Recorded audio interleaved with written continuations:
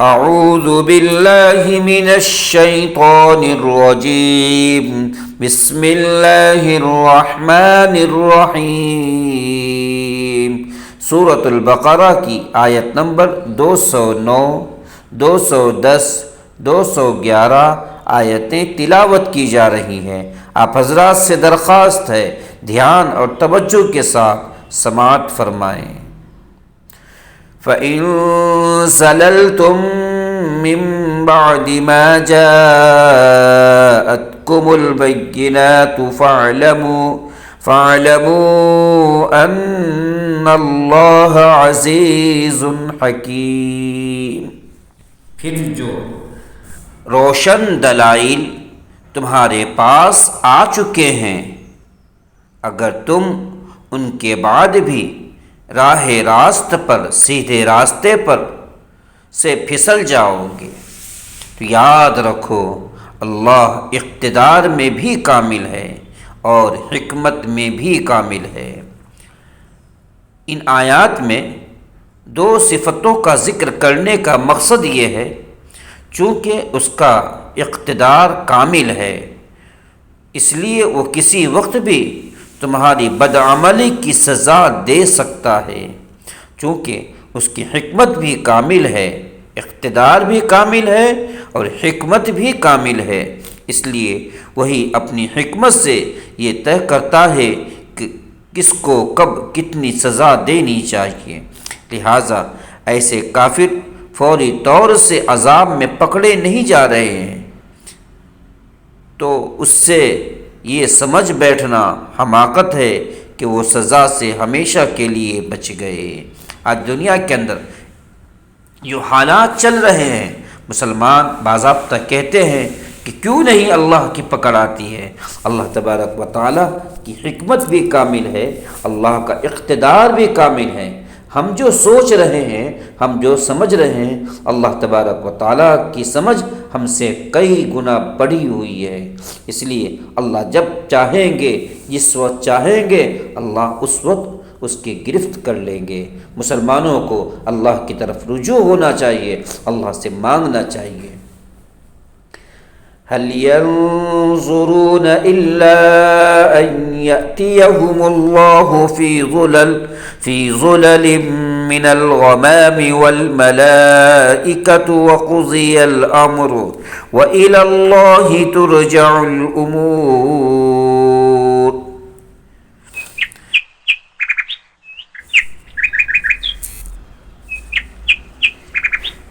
یہ کفار ایمان لانے کے لیے اس کے سوا کس بات کا انتظار کر رہے ہیں؟ اللہ خود بادل کے سائبانوں میں ان کے ساتھ آپ موجود ہو اور فرشتے بھی اس کے ساتھ ہوں، سارا معاملہ ابھی چکا دیا جائے، حالانکہ آخر کار سارے معاملات اللہ ہی کی طرف لوٹ کر رہیں گے۔ اس آیت میں مختلف کفار، خاص طور پر یہود مدینہ کے اندر جو یہود رہا کرتے تھے، وہ اس قسم کا مطالبہ کیا کرتے تھے کہ اللہ تعالیٰ براہ راست ہمیں نظر آ کر ایمان لانے کا حکم کیوں نہیں دیتا۔ یہ آیت اس قسم کے مطالبات کا جواب دے رہی ہے، اور یہ کہ دنیا آزمائش کے لیے بنائی گئی ہے۔ انسان اپنی عقل کا استعمال کرے، کائنات میں پھیلے ہوئے واضح دلائل کی روشنی میں اللہ کی توحید، اس کے رسولوں پر ایمان لائے۔ اس لیے یہ آزمائش ہے، اصل قیمت ایمان بالغیب کی ہے۔ اللہ تعالیٰ براہ راست نظر آ جائیں تو آزمائش کی کیا ہوگی؟ اللہ تعالیٰ کی سنت یہ ہے جب غیب کی چیزیں انسان کو آنکھوں سے نظر آ جائیں پھر ایمان معتبر نہیں ہوتا۔ ایسا وقت ہوگا جب کائنات ختم کر کے سزا اور جزا کا مرحلہ آ جائے گا۔ اس وقت انسان تمام کی تمام چیزوں کو اپنی آنکھوں سے دیکھ لے گا۔ اس وقت انسان افسوس کرے گا، کاش کہ ہم دنیا کے اندر اللہ کی مان کر زندگی گزارتے۔ سل بنی اسرائیل کم آتیناہم من آية بينة ومن يبدل نعمة الله من بعد ما جاءته فإن الله شديد العقاب۔ بنی اسرائیل سے پوچھو ہم نے ان کو کتنی ساری کھلی نشانیاں دی تھیں۔